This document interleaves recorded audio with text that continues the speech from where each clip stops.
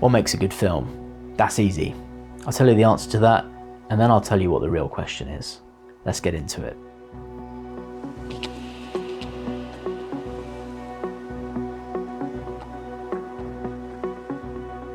What makes a good film? Well, it's obvious, isn't it? The ingredients, the cinematography, the actors, the lighting, the story, the sound, the music, the grade, the editing, right? I've got to get something out of the way before we get going. Obviously the films that I like and the films that you like are probably very different, but I think these ideas apply to pretty much any film out there. First of all, I don't think it's just story, because there are plenty of good stories that have been made into bad films, so it must be something deeper than that. What about the intangibles? The directing, the casting, the wider idea, relevance, budget, execution, quality of the team involved, the amount of time that you take to make the film. I used to work on the basis that a good film is the perfect blend between truth and spectacle, and that was the mantra of a famous director whose name I am not going to try and pronounce.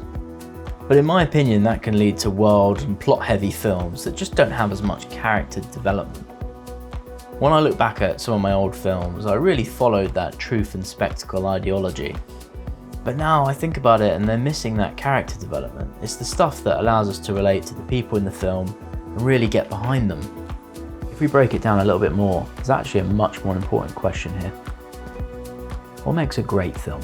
One that will stick in your mind forever, one that you keep coming back to. That factor that makes cinema itself so powerful can change the world.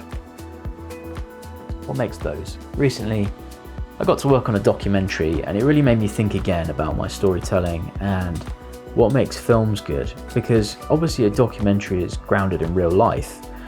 All of the things you get for free, you don't have to make up what people want, what makes them tick, what they're afraid of, their little character traits, all of that's there. One thing that I noticed in threading this documentary together was that we ended up making a story about wish fulfillment. There was a through line in the story about Ethan and the fact that West Ham is his football team that he supports, and they were going to be playing at the West London Stadium, which happens to be their home ground. And he was really excited about this because he was looking forward to playing on the pitch himself, and he said, look, if I play on this pitch, I'm scoring on it, man. His daughter was born the day after the previous charity match, and I suppose now being a toddler, he wanted to bring her out on the pitch with him as a sort of way to make a memory for when he's retired and he's looking back on it all and he goes, yeah, that was pretty cool. So match day comes, they walk out onto the pitch, and of course there's Ethan holding his little girl, and we managed to get that footage and put it into the sequence. Having set up the fact that he wanted to do this, we paid it off, and there he is getting his wish fulfillment. So that was really powerful. And then he went on to score a goal, and he's captain of the team on his home pitch, and you can see how much it meant to him.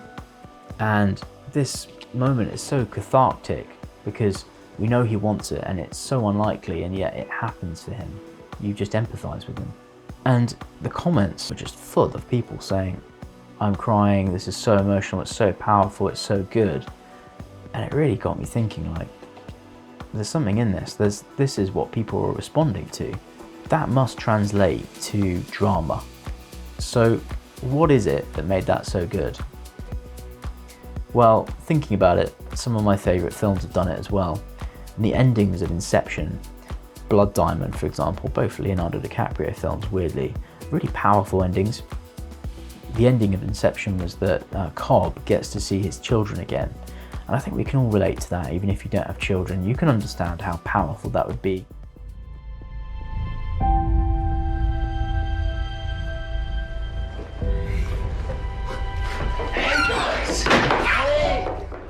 Brilliant. They get their father back. They've been through this trauma, but what makes that so powerful? And then Blood Diamond. Now, in that film, by the end of the film, you realise that Leonardo DiCaprio's character is incredibly selfish. The whole time he's been out for himself, trying to scheme his way to getting this diamond, to make a better life for himself for whatever reason. But he is shot and fatally wounded. It becomes apparent, and rather than going with the other characters to escape, in the waiting aircraft that's on the top of the mountain for them, he chooses to wait behind and hold off the mercenaries that are coming to get this diamond, knowing that it will be his end. Yeah. And it's really sad, and he's on the phone to his lover. Hello, Matty boy. Well, I'd never call, huh? And I'm so glad you did.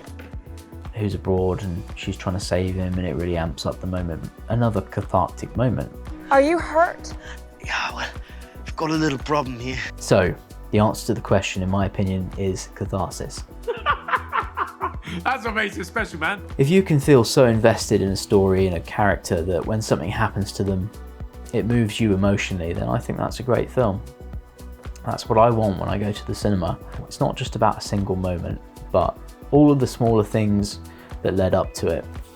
You can't move someone emotionally unless that moment is truthful. It can't be confected. It's got to be woven into the fabric of the story. We've always known about catharsis in films and how powerful it can be, but I think realizing the way that setup and payoff can be built to land that cathartic moment, particularly at the end, it's really powerful, and that keeps me going back to those films in particular. So that's it. Thank you very much for watching. If you like this video, please give me a subscribe, and I hope to see you next time. Do you know how weird it is talking to a lens?